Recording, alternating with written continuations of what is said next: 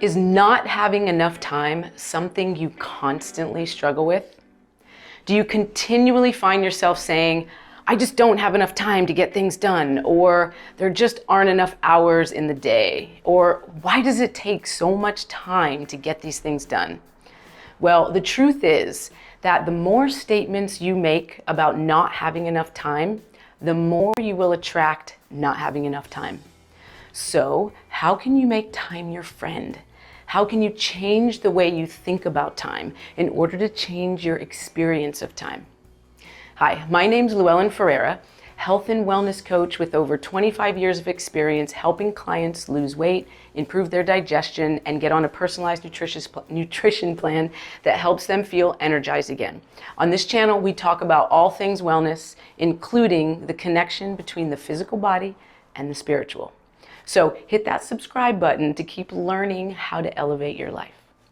So time does not have to be a struggle once you can understand that the struggle comes from your attachment to psychological time, the past and the future. Your true freedom from struggling with time lies in being present in the now. Being present in the now begins with bringing awareness to the constant negative statements you think and say about time. How often do you find yourself saying or thinking, I just don't have enough time to get this or that done, or something similar? Everything that you say carries energy with it, and like energy attracts like energy. So the more you put out the energy of not having enough time, the more you will attract not having enough time. Being in the present moment also brings an awareness of our attachment to psychological time, our clinging to the past or the future. You can start to notice the habitual tendency of your mind to want to escape from the now. In Eckhart Tolle's amazing book, The Power of Now, he talks about how you can observe that the future is imagined as either better or worse than the present. So if it's imagined as better, it gives you hope or pleasurable anticipation. And if it's worse, it creates anxiety, but both are an illusion.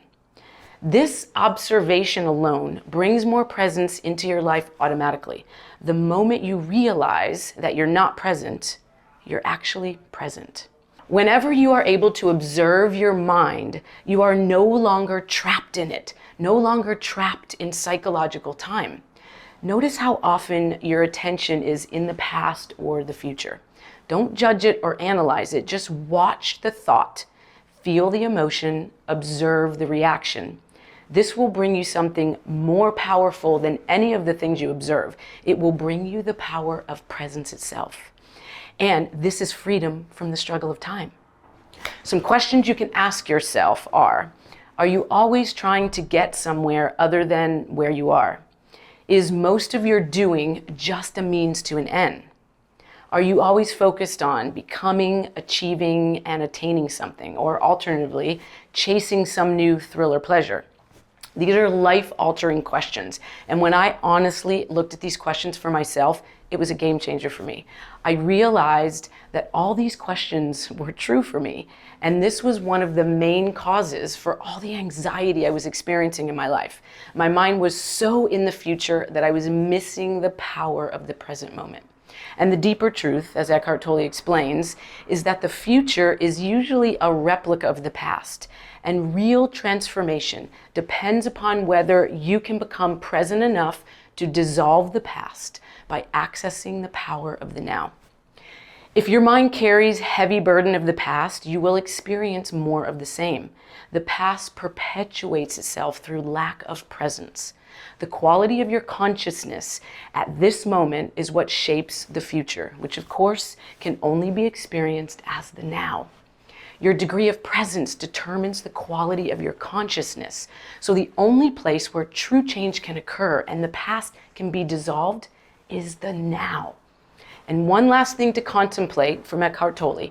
As you consider your struggle with time, all negativity is caused by an accumulation of psychological time and denial of the present. Unease, anxiety, tension, stress, worry, all forms of fear are caused by too much future and not enough presence. Guilt, regret, resentment, grievances, sadness, bitterness, and all the forms of non-forgiveness are caused by too much past and not enough presence. So really, your problem is not enough time. Your problem is not enough presence. Ultimately, there is only one problem: the time-bound mind itself. My own personal journey of becoming more present in the moment, in the now, has completely shifted my life. Anxiety is no longer the boss of my life, and when it does show up, I can almost immediately recognize it and dissolve it. I feel more centered, balanced, grounded, and more than ever before in my life, I feel amazing, free. I'm always able to make time for the important relationships in my life, which has brought me more joy, love, and happiness than I ever imagined possible. So use your struggle with time to open up a doorway to the power of present moment, the power of now. Learn to use clock time in the practical aspects of your life, but immediately return to present moment awareness when those practical matters have been dealt with. Then there will be no buildup of psychological time, which is the identification with the past and the continuous compulsive projection into the future. Learn from the past so you don't repeat the same mistakes over and over. Set goals and work towards them based on these lessons. But remember, the present moment remains the essential factor. Any lesson from the past becomes relevant and applied now. Any planning, as well as working toward achieving a particular goal, is done now. In other words, you continue to use clock time, but are free of psychological time. And remember, be aware of how you think and speak about time. Focus on positive statements about time, like, time is on my side. Time is my friend. I always have enough time. I love time. The best things in life happen in time.